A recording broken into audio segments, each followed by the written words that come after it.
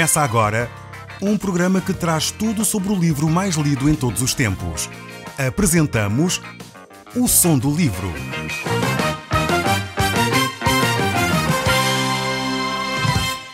Seja muito bem-vindo. Neste podcast vai encontrar o livro mais conhecido e lido em todo o mundo. Vamos levá-lo numa viagem pela história da humanidade.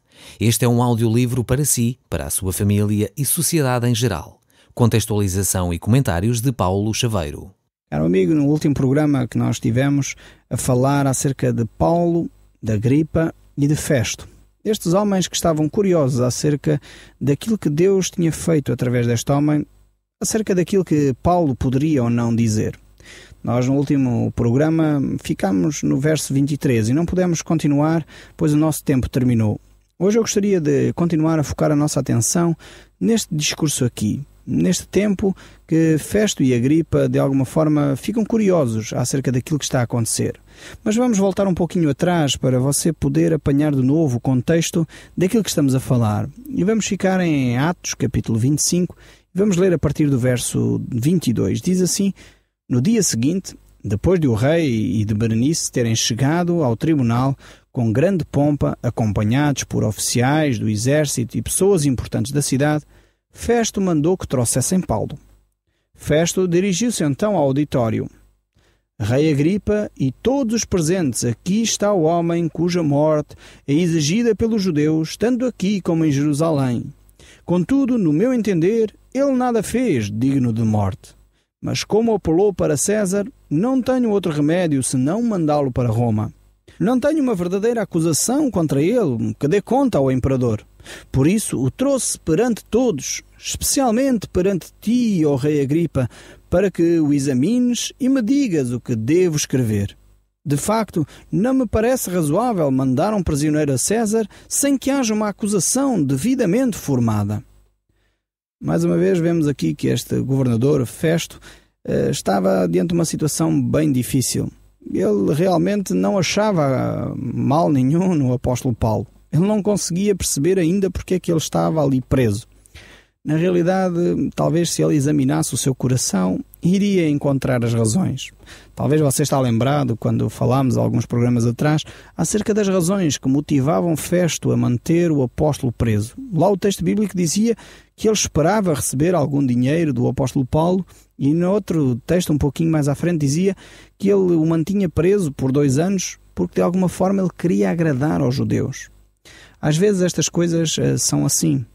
Os processos arrastam-se simplesmente porque o homem não analisa como está o seu coração.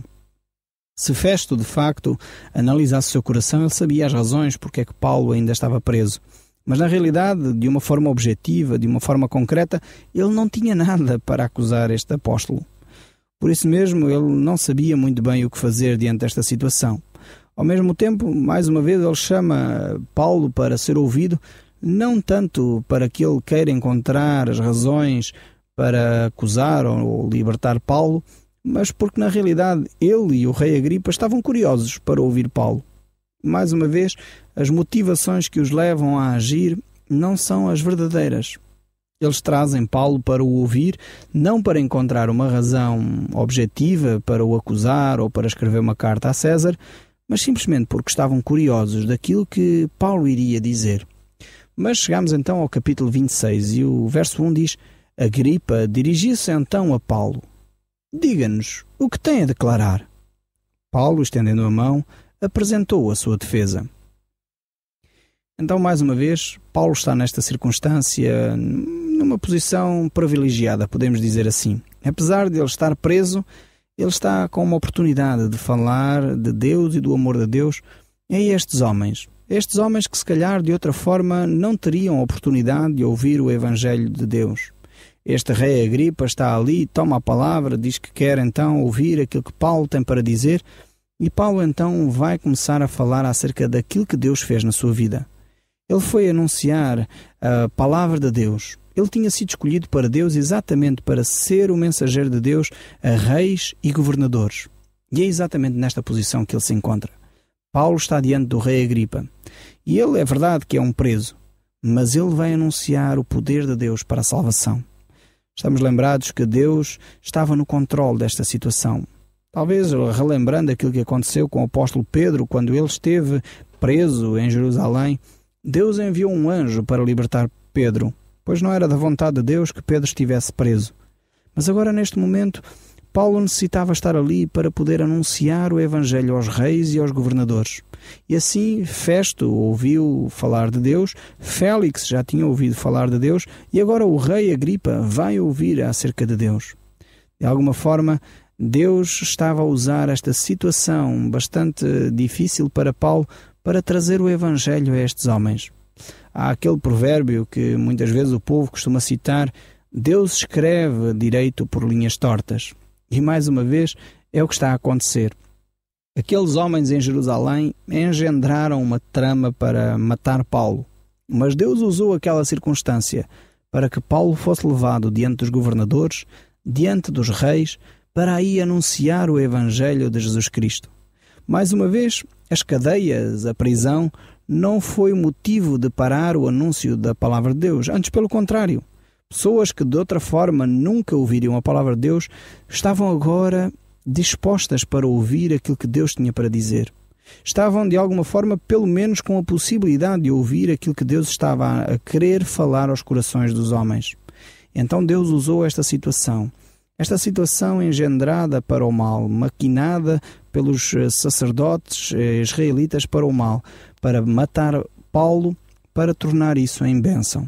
E muitas vezes Deus age assim. Talvez você está a viver na sua vida um momento difícil. E eu gostaria que você olhasse para esse momento como uma oportunidade de Deus. Eu sei que não é fácil. Não é fácil quando nós estamos em circunstâncias difíceis na nossa vida, ver Deus através das circunstâncias. Ver Deus nessa situação. Mas eu gostaria de o desafiar a perceber o que é que Deus tem para si neste momento. Muitas vezes aconteceu exatamente isto, situações em que o apóstolo Paulo e outros apóstolos eram presos e Deus utilizava essas situações para se revelar de uma forma completamente nova. Se eles não tivessem naquela circunstância, se eles não tivessem a passar aquela necessidade, provavelmente Deus não se iria revelar de uma forma tão poderosa naquele momento. Mas porque eles passaram aquela necessidade, Deus falou de uma forma específica e de uma forma concreta naquela situação. É por isso que aquele texto no livro dos Salmos, tão bonito, aquele Salmo 23, quando diz: ainda que eu andasse pelo vale da sombra da morte, não temerei mal algum, porque tu estás comigo. A tua vara e o teu cajado me consolam. Ou seja, há alturas em que Deus nos deixa e somos conduzidos a um vale de sombra e de morte, um vale onde há angústia, onde há tristeza. Mas é nesse vale de sombra da morte que nós temos o privilégio de experimentar a presença de Deus de uma forma completamente nova, de uma forma totalmente diferente daquela que nós havíamos experimentado antes. E é exatamente o que está a acontecer aqui com o apóstolo Paulo. Ele foi preso, está ali há 2 anos e Deus dá-lhe a oportunidade de ele anunciar o Evangelho a estes reis e governadores. E isto era uma coisa única. Talvez de outra forma Paulo não teria a oportunidade de o fazer. Mas através destas cadeias, através desta prisão, Deus utiliza esta situação criada pelos sacerdotes israelitas para poder então trazer bênção, trazer a novidade e o Evangelho àqueles que de outra forma não o ouviriam. E nós continuamos então no texto bíblico que diz: e Agripa disse a Festo: bem poderia ser posto em liberdade se não tivesse apelado para César. Mais uma vez, estes reis chegam à conclusão que não havia acusação qualquer que pudesse ser feita em relação a Paulo. De alguma forma, eles ouviam o discurso e aquilo não tinha, digamos assim, ponta por onde se lhe pegasse para ele estar preso. Mas o facto era que Deus iria usar esta situação para que Paulo pudesse então anunciar o Evangelho de Jesus Cristo aos reis e aos governadores. Um aspecto do discurso de Paulo que prova não ser uma defesa, ele fala aqui no seu discurso, é de facto o aparecimento público do apóstolo Paulo diante do rei Agripa, com a finalidade de explicar ao rei o que era o caminho. Todos falam a respeito do que são os do caminho. E o rei Agripa já tinha ouvido falar acerca de Jesus Cristo, acerca desse movimento dos do caminho, da Igreja de Cristo. E ele estava curioso. E o apóstolo Paulo então vai expor exatamente esses assuntos ao rei.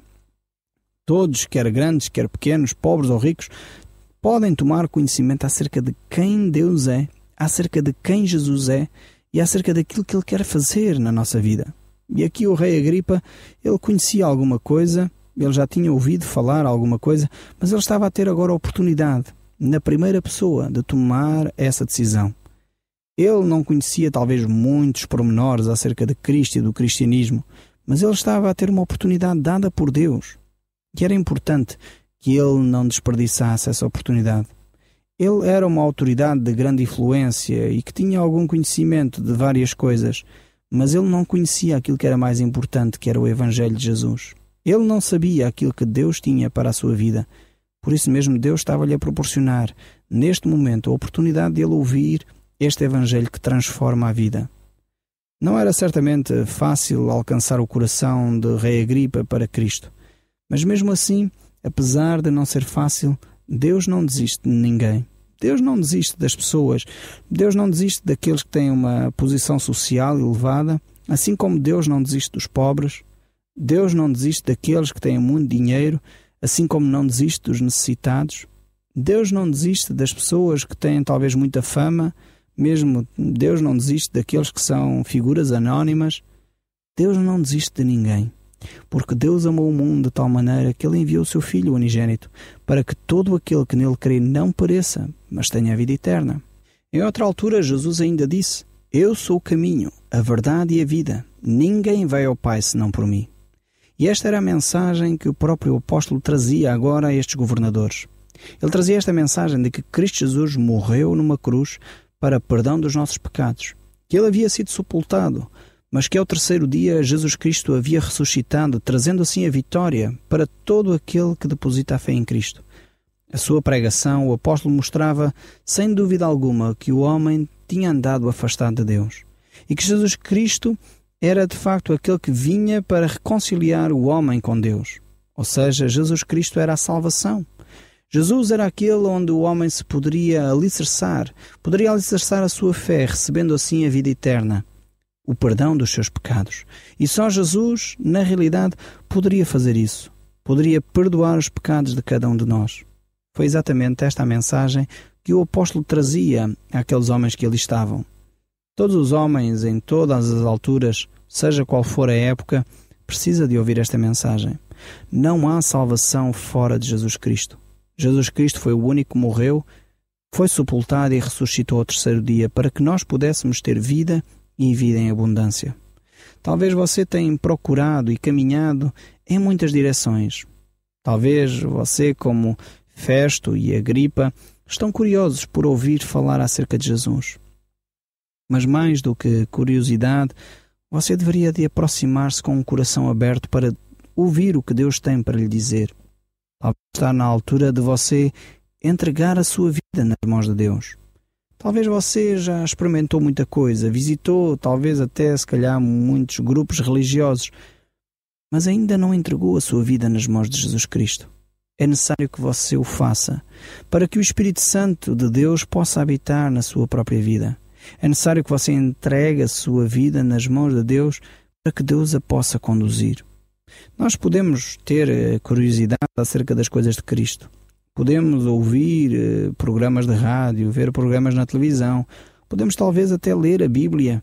Mas, no entanto, necessitamos de chegar a um ponto na nossa vida onde nos rendemos aos pés de Cristo e dizemos: Senhor, eu aceito que a Tua morte é a única coisa que pode perdoar os meus pecados. Senhor Jesus, eu entrego a minha vida nas Tuas mãos, para que a partir deste momento sejas Tu a conduzi-la, sejas Tu a dirigir em todos os passos que eu dou.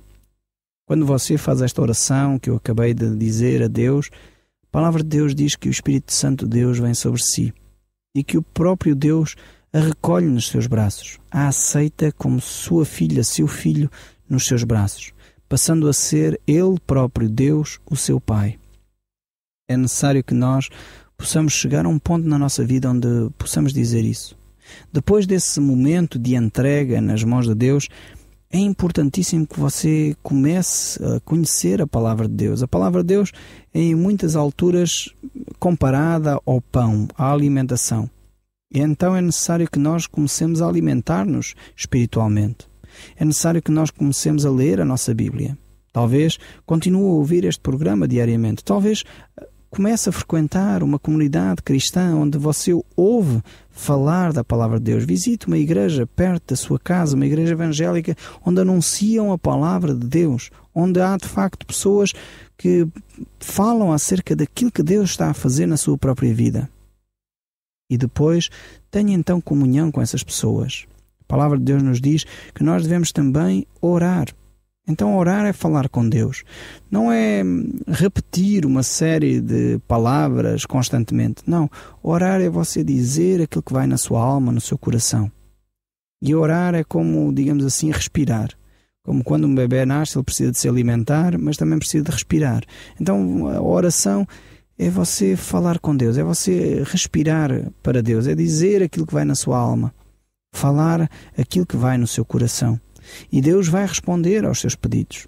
Deus é como um pai de amor. Assim como qualquer pai quer agradar ao seu filho, não quer ver o seu filho triste constantemente, quer que o seu filho cresça, não seja mimado, é verdade, mas um pai quer ver o seu filho feliz. Por isso, quando vê que os pedidos que o seu filho faz são coerentes, são responsáveis, produzem maturidade, normalmente um pai que ama o seu filho vai responder positivamente aos pedidos do seu filho. Deus é exatamente igual. Ou melhor, Deus é muito melhor do que os pais que nós conhecemos. Porque talvez você pode ter vivido uma circunstância em que os seus pais não correspondem a esta descrição que eu acabei de fazer. E por isso, muitas vezes, temos ideias erradas acerca de Deus por causa da educação que nós recebemos. Deus é um Deus de amor. Um Deus que quer, diz o texto bíblico, satisfazer os desejos do nosso coração. Quando esses desejos não nos vão prejudicar, quando esses desejos não são mais prejudiciais para a nossa vida, então Deus, como um pai de amor, vai agir em nosso favor, vai responder aos nossos pedidos. E era exatamente isso que Deus estava a querer fazer aqui neste lugar, trazendo a mensagem do Evangelho a estes governadores. Um Evangelho que transforma, um Evangelho que muda, um Evangelho que mostra aquilo que Deus tem para o homem. Aquilo que Deus ensina na sua palavra são palavras de vida e de esperança. São palavras de paz.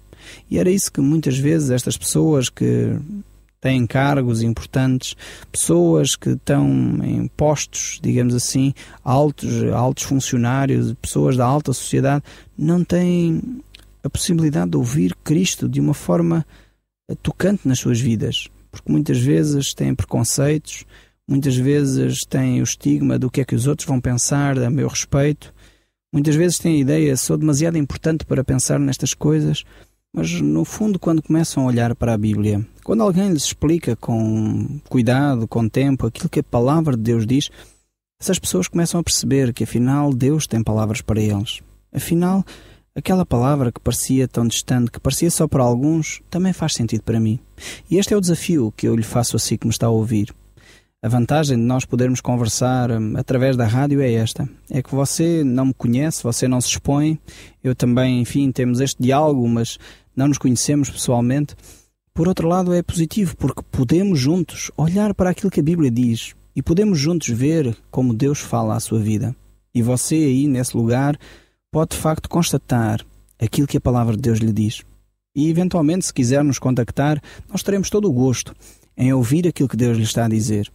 O apóstolo Paulo encontrava-se então nestas circunstâncias, mas era um homem que olhava para as circunstâncias e sabia que ele estava ali para ser servo de Deus.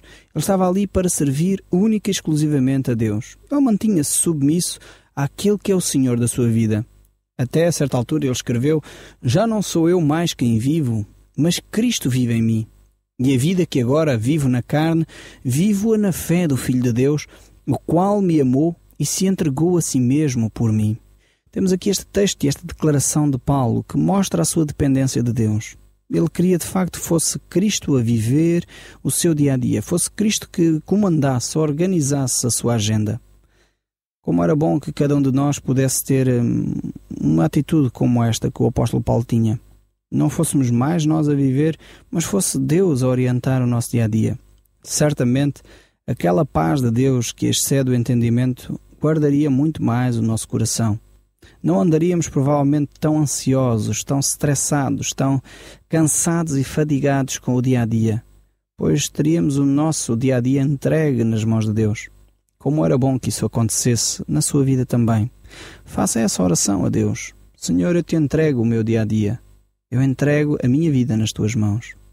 Mas o texto bíblico continua no capítulo 26, no verso 2, a dizer: Considero-me feliz, rei Agripa, por poder responder na sua presença por tudo aquilo de que sou acusado pelos judeus, sobretudo sabendo eu que é conhecedor das leis e costumes judaicos.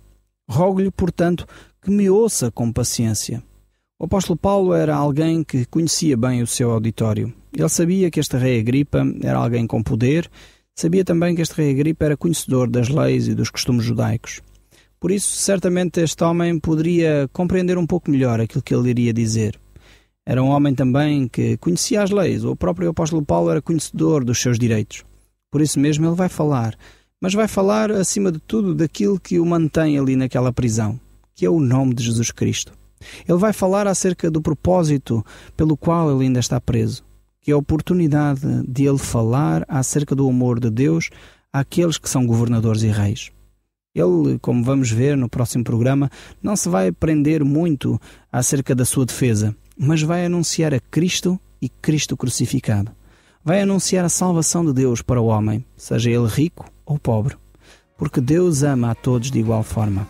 O Som do Livro, uma produção da Rádio Transmundial de Portugal.